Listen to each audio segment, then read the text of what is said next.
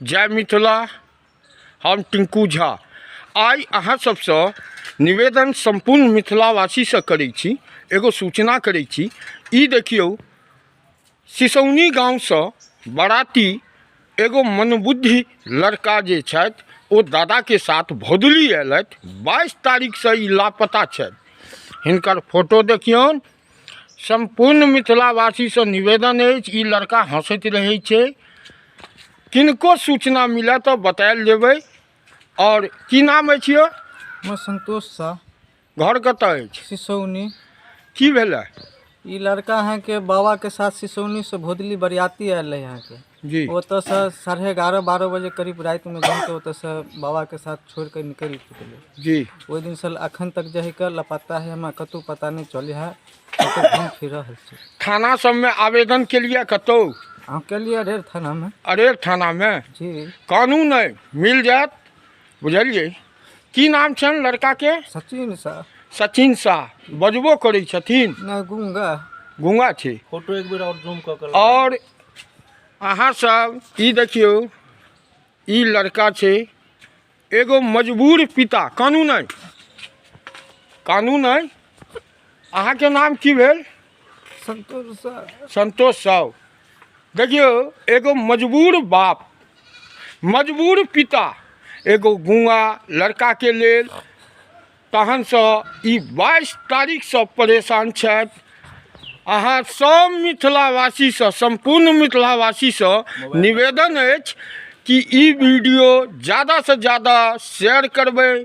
और ई जे सचिन शाह छथिन, पिता संतोष शाह, दादा के नाम की भेलन? श्री राम सेवक शाह।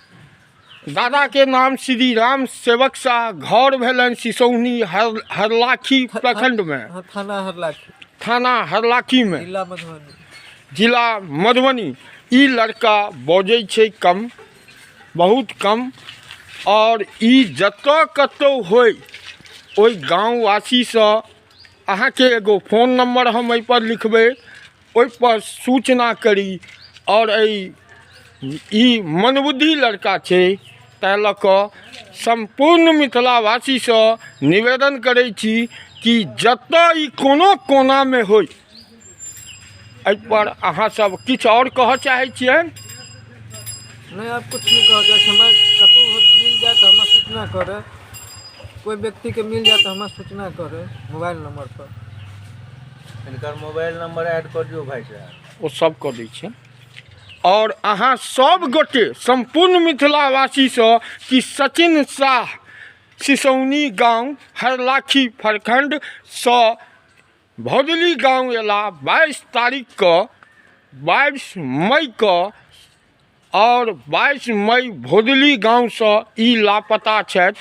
अहाँ संपूर्ण मिथिलावासी ई मजबूर पिता के देखियो। और संपूर्ण मिथिलावासी से निवेदन अछि कि ई सचिन शाह जँ कतौ छथि तो एहि कॉन्टैक्ट नंबर पर अहाँ सब जरूर खबर करी। और जत कुछ पूछती तो बोलती नहीं गूंगा है। अहाँ एहि लड़का से किछु पूछबै तो वो बजै नहीं छै, वो गूंगा टाइप के लड़का छथि। बड़ दुख के बात है। और किछु कहऽ चाहै छियै अहाँ? नहीं, भऽ गेलै, हम नहीं कुछ कह सकते। जय मिथिला।